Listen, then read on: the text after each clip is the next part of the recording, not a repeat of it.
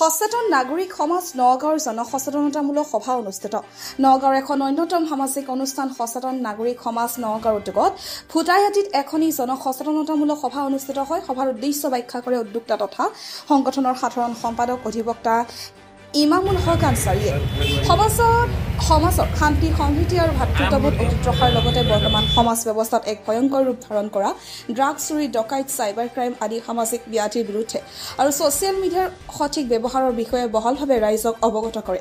এই সভাতে সকলো দিশ সামৰি নাগৰিক সমাজে প্ৰকাশ কৰা এটি গুহাৰি পত্ৰ বিতৰণ কৰা হয়। শিক্ষাবিদ নুৰুল আমিনে সভাপতিত্ব কৰা সভাখনত বিশিষ্ট সমাজ সেৱক সিৰাজউদ্দিন আহমেদ, অৱসৰপ্ৰাপ্ত আৰক্ষী বিষয়া আব্দুল হান্নান লস্কৰ, আৰক্ষী উপ পৰিদৰ্শক উপেন বৰদলৈ, অধিবক্তা তজমল হুছেইন ভাষণ দি ৰাইজক সামাজিক ব্যাধিৰ বিৰুদ্ধে ৰাইজৰ মাজত সজাগতা চেষ্টা কৰে। ভিডিঅ' জাৰ্নেলিষ্ট মিনালৰ সহযোগত নগাঁৱৰ পৰা বিভূতি বৰা ৰিপৰ্ট MK নিউজ।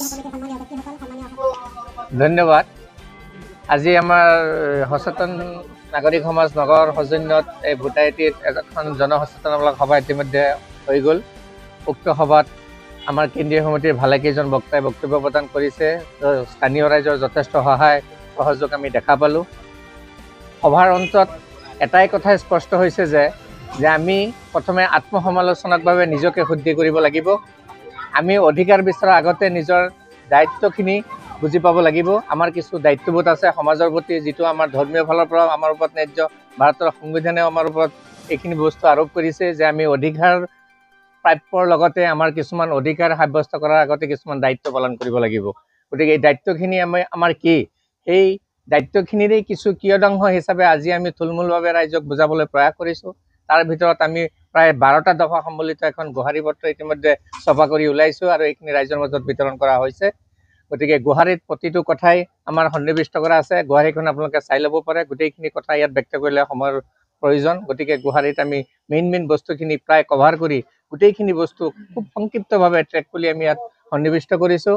এটাই কথা হৈছে যে আমাৰ যিটো আৰ্থসামাজিক যিটো ব্যৱস্থা, এই ব্যৱস্থাটো আমি আগতে টনকিয়াল কৰিব হ'লে আমাৰ কিছু আত্মসমালোচনামূলক বস্তুৰ দৰকাৰ আছে। আমি নিজকে আত্মসমালোচনা কৰিব লাগিব। আমি সচেতন হ'ব লাগিব। আমাৰ এটা সুস্থ বিবেক আছে। আল্লাহ তাল্লাই ঈশ্বৰে আমাক এটা সুস্থ বিবেক দিছে। এই বিবেকটো আমি কোন পথে পৰিচালিত কৰিছোঁ তাৰ কাৰণে আমি জবাবদিহি এই দুনিয়াটো হ'ব লাগিব, পৰকালতো হ'ব লাগিব।